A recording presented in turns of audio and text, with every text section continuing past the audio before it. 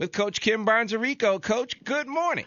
Good morning, Sam. Good to talk to you as always, Coach. So let's dive right in. Your team 13-6, 5-3 in conference, and let's start off first with last week. You know, we said, hey, there's no rest for the weary in the Big Ten. It is a very, very tough league.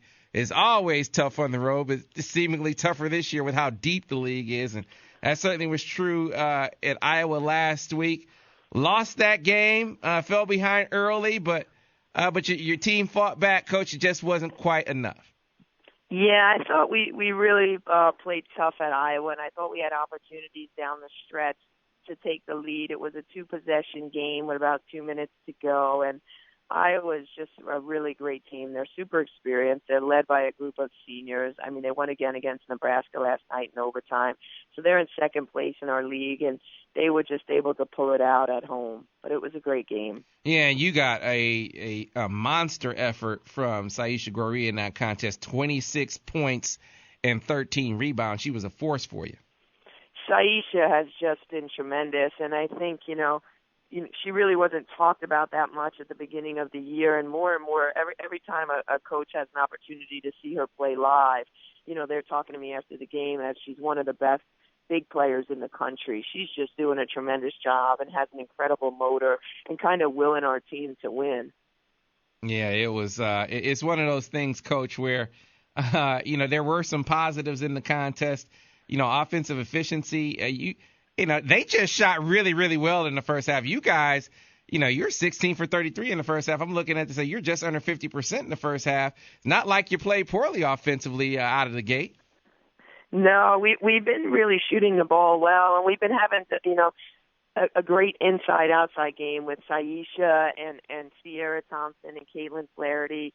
And Shannon Smith had just been tremendous for us, and she kind of had an off night for us that night. But everybody else really played it extremely well.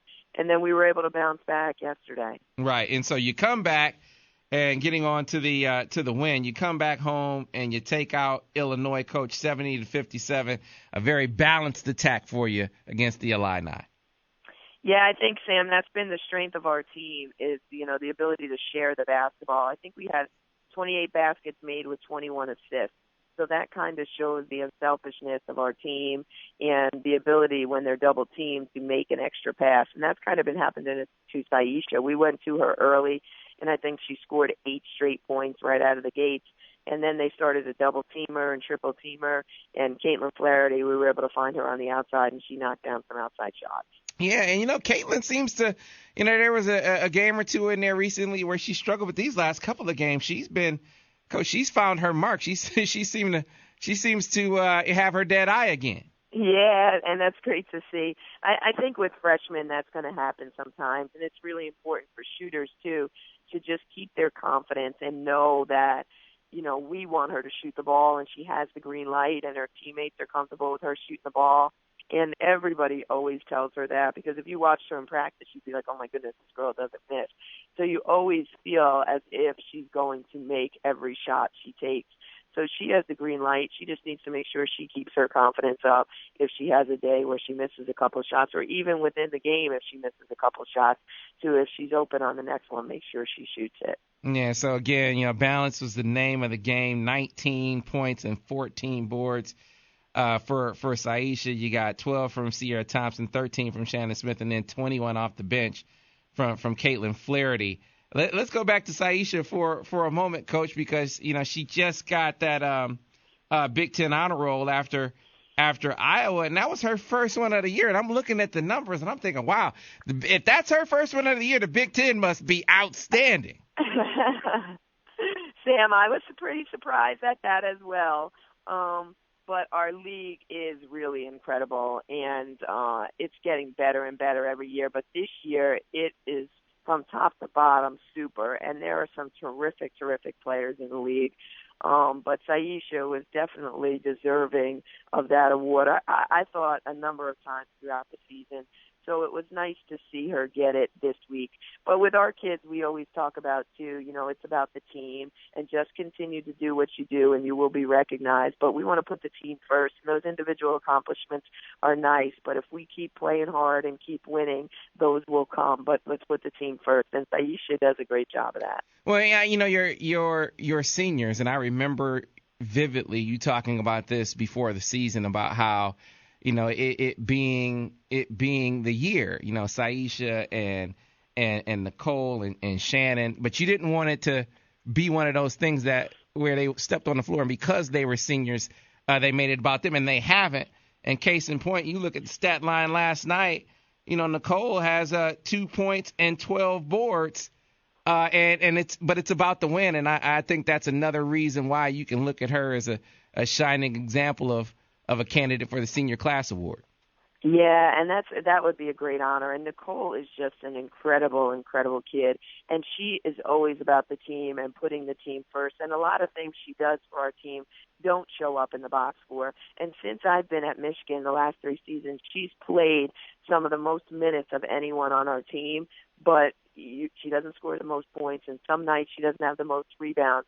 And people might question, why is she playing? But if you ever have the opportunity to watch her play live, you would be like, oh, my goodness, you could see what a difference maker she is for our team. And she keeps us together. She defends. She has a great feel. She makes other people around her better. And she does all the intangible things. And she's just the greatest teammate because she doesn't care about getting the basket. She cares about her team winning the basketball game. Right. And folks, if you are familiar with the Senior Class Award, it's about excellence on and off the court. To be eligible for the award, a student athlete must be classified as an NCAA Division I senior, have notable achievements in 4 areas of excellence: community, classroom, character, and competition.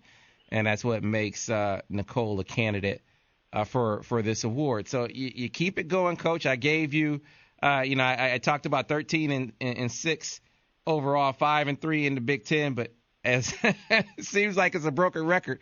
It just doesn't get any easier, coaches. Next up for you, number 6, Maryland. The Terps are really, really good this year. I guess the one thing that you can really look to is you have them at home, Coach, and that your home crowd has been really good for you lately.